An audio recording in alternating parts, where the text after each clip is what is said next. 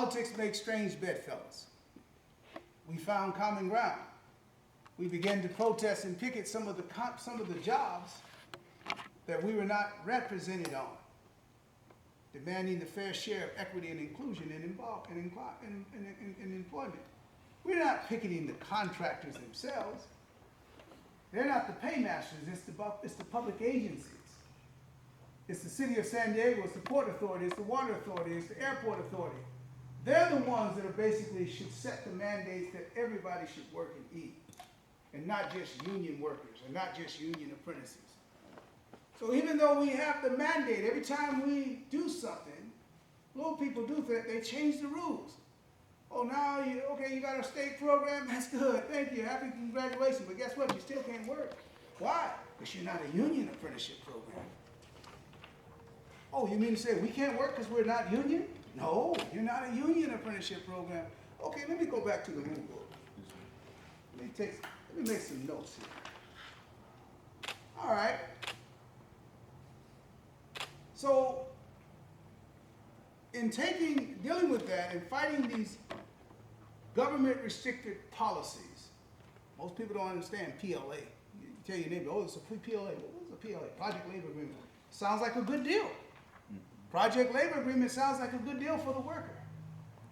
But when you say government restrictive, that sounds like, hey, means like you guys are being restricted. So let's put it in the real word context, all right? So with all of that being said, within the last year or so, I went through a COVID pneumonia attack, and I'm just now getting back on my feet and getting my spirit back. I said, there's another way to skin this cat. They say we got to be union. Only union carpenters can work on jobs. Well, guess what, gentlemen? We are now a recognized union apprenticeship program by the Secretary of State, Shirley N. Weber, National United Black Carpenters Union, Local 100. Woo! Yeah!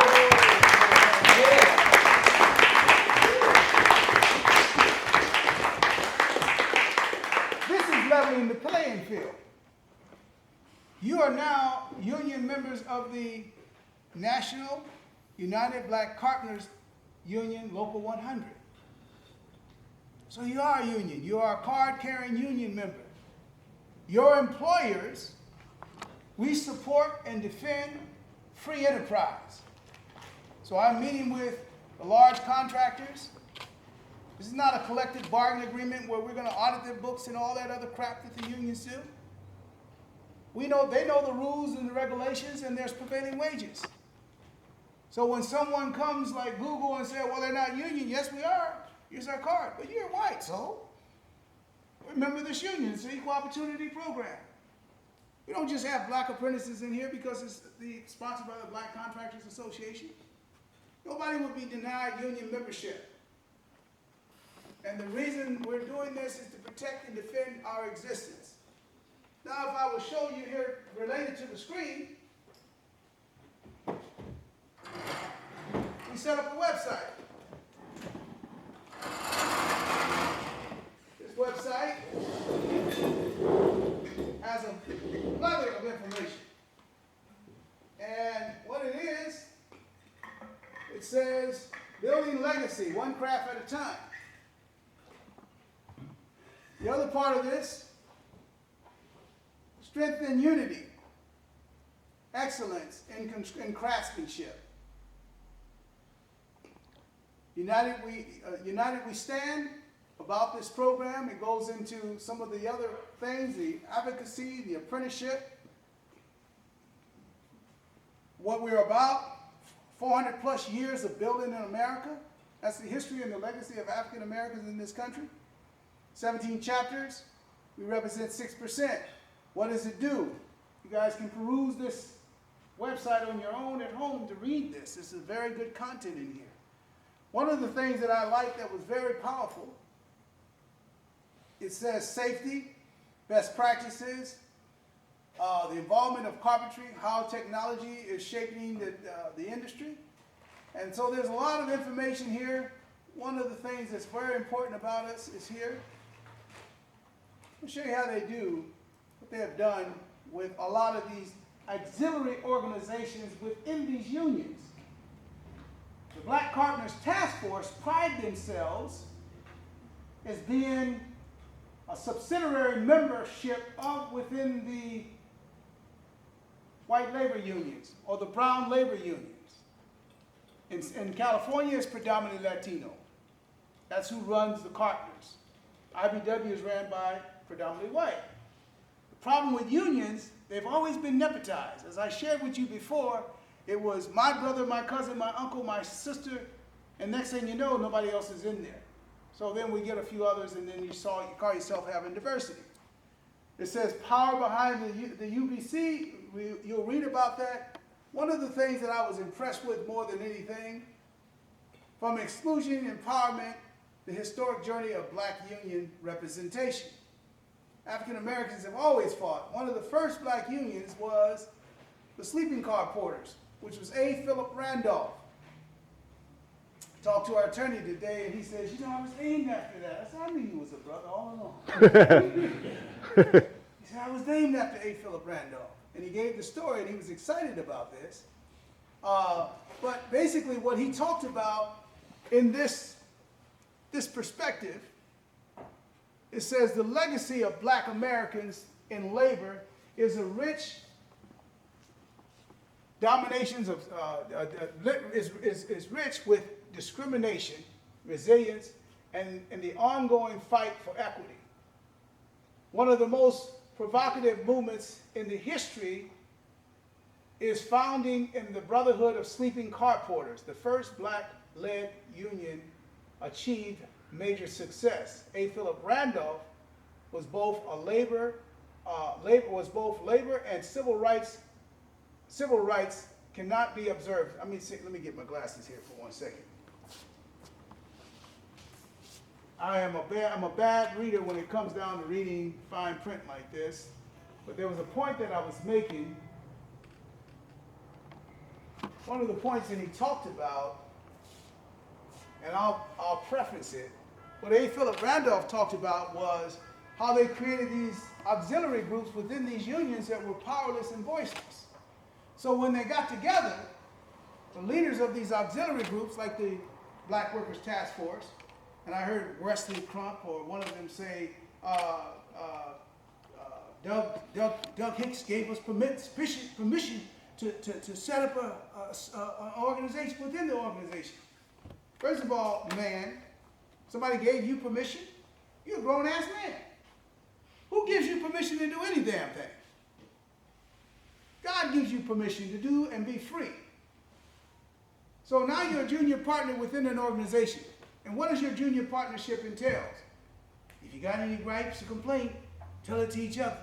And then somebody come bring it to me, and we'll make sure they get tickets to the baseball game. You know, maybe they'll get a free turkey this year. You know, don't worry about it. You're going to get a raise. We're going to take you to the next job. So they try to quell their complaints within those organizations. What this union represents is that you all have a seat at the table. There's a governance board, which is the corporate officers, directors, and secretary that has to make sure this all works. But you have a seat at the table. So when your companies are being hostile takeover by some outside forces, politicians or anything else, we go out and we picket and we shut them down. We shut down jobs that have restricted government mandates that don't allow you to work. Because you're a union. So if you're saying you're opening up opportunities to unions, then our union is no superior or inferior than anybody else's. But you guys have to take this to the next level. I've been to the mountaintop. I may not get there with you, but I've seen the promised land. Dr. King talked about that. And I can see it. So what you do is you take it to the next level and you entrench this. What happened to the sleeping car porters? What happened to, I was reading about Frederick Douglass. He was the first secretary for, I think he was in here. He was the first secretary. And what he did was, or vice president, what he did was he basically, future generations of leadership got real warm and fuzzy, and they stuffed him out. When you're a subsidiary committee within a union, you're a temporary fix. So what do you want? You want to establish a union with a strong voice. You want to advocate that we're all united together, we're working for everybody's common interests. We're not just looking out for the black man, the brown man, the yellow man, the red man. We're looking out for our union. And our union may be predominantly African American because that's who's complaining about not being there. That's the underrepresented. If there was a union of women, they would have a right to exist. And those women who believe and think that they can get in the construction industry should have a right. So the point is that the whole industry is being locked out. The major contractors, like Turner, has been forced to unionize. So you can't work on Turner's projects anymore. Turner had you doing suspended ceilings. Turner had cabinet shops. That's carpenters. You can't do it. Mom and pop shop. Oh, they say, you know, they complained about, and this is what gets me. The liberals complained about the undoing of affirmative action because of the Ward Conley Initiative, Civil Rights Initiative, where affirmative action required 20% mandatory set-aside for so-called minorities, combined. Then they come back with a damn policy said 10% for all minorities combined can participate without being signature to the PLA. The hell is that? So you complain about them, the Republicans, but then the Democrats come in and they say 10%. So there's a whole lot of trickery going on. So I say all that to say this. We're going to have a sign-in log for all of you who voluntarily choose to be a part of this union. There is not a dual structure established. That's something you have to decide. I don't believe that anybody that's not working should have to continue to pay dues, like Shamar is in union with 619, but since he's not paying dues or he's not working, they suspend your membership. Is that what they do? Pretty sure it's suspended, but my situation is a little different. So. I understand. Yeah. But that's what it is. So they suspend your membership. You won't be suspended because you're not working. You put into this union what you want to see get out of it. Now your employers, your individual employers have their own health and welfare benefit packages. We're not going to be responsible for somebody's pension, hold your money for 5 years, 10 years, and if you stay 10 years, we're going to let you draw your money back. No, that's your money. Put it into a plan and work for your family. But this is a major milestone. So in my career, establishing the Black Contractors Association was the beginning of this journey. And recognizing that we needed a skilled and trained workforce mechanism such as an apprenticeship program was the next step. Now we have reached the crescendo of our journey, the highest peak, which is to establish, people used to say, why don't you get your own union? I always thought the union had to be up under the union. But no, a union, 3 guys on the job can start a union. Zach and Josh and what's your name? Jordan. Yeah. If you all got together and you told Aaron, say, Aaron, we started a union. Aaron said, no, you can't. Yes, we can. Because we're protected under the First Amendment Rights Act that we can start a union and we can organize. Oh, I'm terminating you. No, you won't. Aaron, read the law. Anybody can organize a union, right? No, you wouldn't do that to your dad, but anyway. Bottom line is, this is not that kind of a union.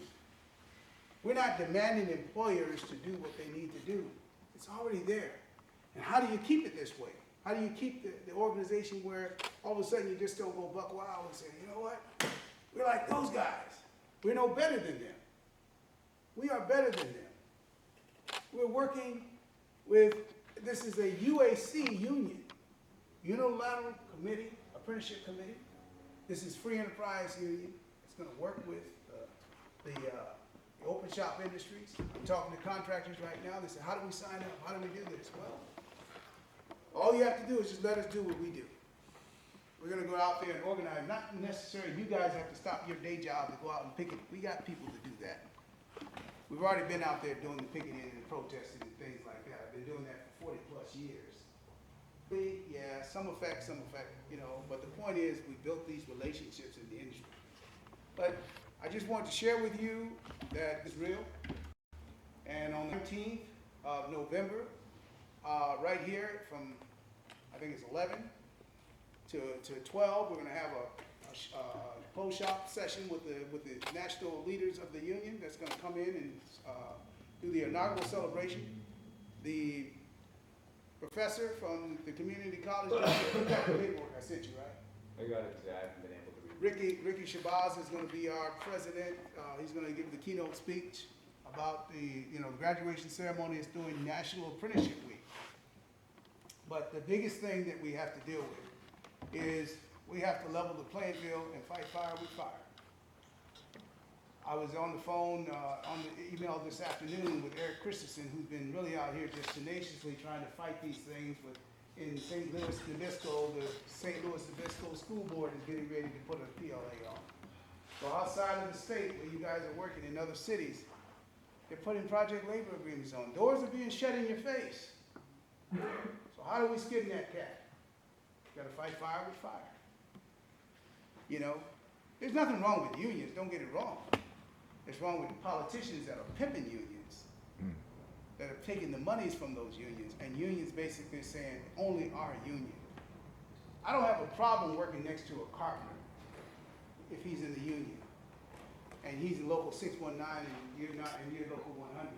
We're not talking about exclusivity. There's no problem with that.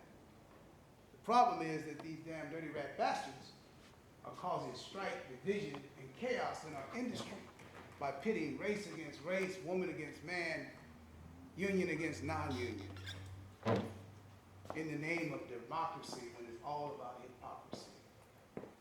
So I just wanted to share this with you. What time we got there? Timekeeper? 7:20. I wanted to share this with you so that you can stay tuned. There's going to be a big press conference, and as we roll out the rules and regulations, like I just read about the apprenticeship program, we'll put them together for the union. And this is volunteer, but I think it would be for everybody's benefit, especially starting right here with the Inner City Unilateral Apprenticeship Committee. Because you are the boots on the ground. You're the people that are going to be working. You're the journeymen, and we have journeymen that graduated from this program, like Shamari and others, that are going to be on that committee, and they're going to basically make sure that you're getting properly skilled and trained, and that you're getting journeyman advanced training. So if you've just been doing doors and you need to learn how to frame, you come over here on the weekend and do some framing. Those things are very important. But I'm working with, talking with the AGC and some of the leadership. I've talked to some attorneys, and this is on and popping, y'all. This ain't no joke. Ain't pulling no punches. I ain't play fighting. We're going to take it. We're going to do what we need to do. As men, we have a right to defend our right to exist. Wait, so is the union only for apprentices, or can journeymen join your union? Apprentice and journeyman. Okay. It is mainly journeyman and apprentice. We have an apprentice. We are going to adopt the Inner City Unilateral Apprenticeship Committee, and it may co-enroll the AGC apprenticeship program. So we don't know how far this thing can. I shouldn't say I know how far it comes. Sky's the limit. So what this will do, other African American groups like electricians, plumbers, sheet metal workers, they may want to start their own black carpenter sheet metal working union, their own black women's organization. That's how you neutralize things. So if you have a right, you shouldn't be the only one to right to have to exist. I have a right to exist too. Because your organization, your union is not feeding my needs. You don't allow the inclusivity that we do. Yeah, you got token representation.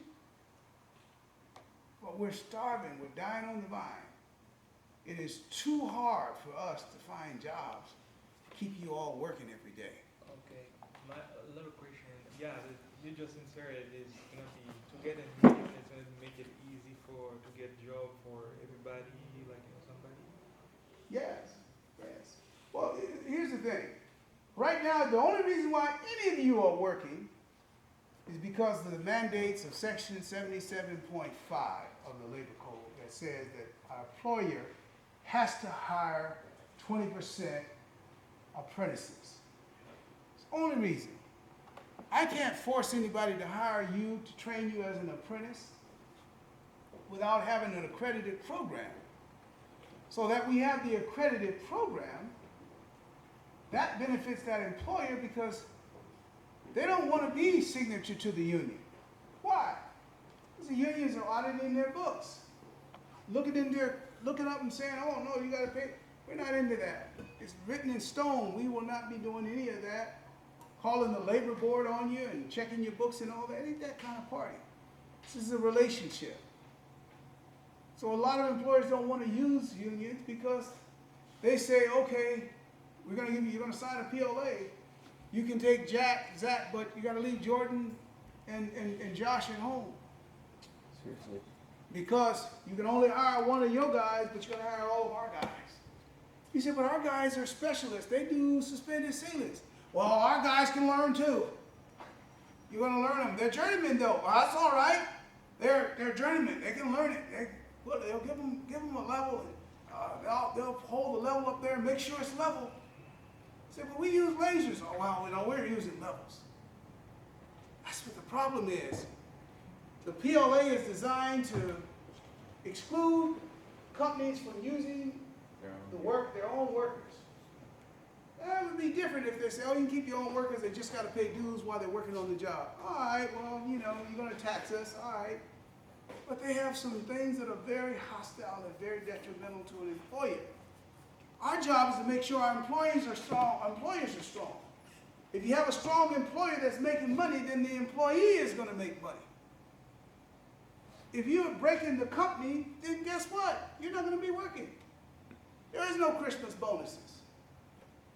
There's no paid holidays. You get out of a company what you put into it. No deposit, no return.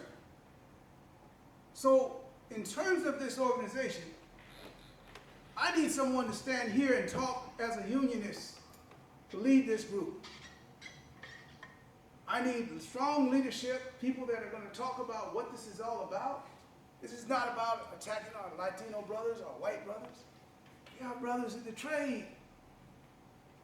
If I have to go on a job and worry about some union guy dropping a bone on my beam on my head because he knows I'm a non-union guy, that's a dangerous work environment. That's what they're creating. We want to build a country and support an industry that is good for everybody. So that's the importance of this, because we tried everything else, gone along to go along. We went down and we protested, we picketed, we had ballot initiatives that we tried to get the voters to not vote for PLAs, but they tricked them. Safeguard San Diego. We want to make sure that we keep the dollars here local. No, you wanted to make sure that you had an exclusive arrangement with trade unions to exclude everybody else. So guess what? Gig is up. We got our own union. That's where we are, gentlemen. So if you get a chance, go to the website. There's a lot of good information on it. And it's going to continue to grow. But in the meantime, you are all registered students in the apprenticeship program. Now there's a separation. The National United Black Carpenters Union is one organization, an entity of itself. Voluntarily, if our apprentices want to join that organization, you have a right to do so. Nobody's going to be ostracized, looked down at, or frowned on to be a part of it. Are you going to be asked to get out and picket and protest? No, you're not. Then there's the Intercity Unilateral Apprenticeship Committee, sponsored by the Black Contractors Association of San Diego, local base, which you are part of, and you are students of the San Diego Community College District, which the college district just signed a project labor agreement or community benefits agreement that says union workers only, with the exception of BCA, with the exception of college district apprentices currently enrolled or past enrolled can work on the job. Now, what does that mean? Does that mean we get training dollars that comes with it so we can keep these lights on and keep this program going? That's yet to be seen. So what I'm saying is that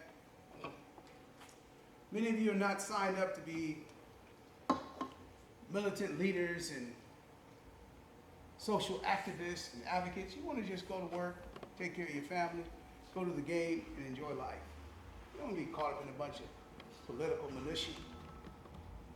That's my job. That's what I do. That's what we do. All I'm just letting you know, hey guys, don't be afraid. This is about you and for you. And that's what we're dealing with. So we figured the only way to skin that cat, we didn't beat them, we didn't join them, we beat them. And so I'm looking for the carpenters to be knocking down the door so we can knock their ass back out the door. Pardon my expression. But no, they're our brothers. They're gonna realize that we all want the same thing, and hopefully they'll come to some sense. All right. All right, gentlemen. You'll all get a copy of rules and regulations. Remember, we need books. I don't know how many of you don't have a copy of the Black Carpenters Guide. We'll be reading that. This is a very good guide. I think you guys read this later on earlier down. We were reading this page by page. It's a very good book. It talks about, and it's good for inspiration for everyone. It talks about the right mindset, how to get on the job and keep it, all of those things. So Desmond Collins wrote about that. It talks about the other apprenticeship programs, AGC, ABC, all the other programs that are there, all good programs. And no program should have the right to dominate, monopolize, or exclude another program. And that's what's important. So as we move forward, stay tuned. We'll see what the next chapter takes us to. All right? Right now we're in chapter 1. National United Black Carpenters Program. Spawned off from the apprenticeship committee.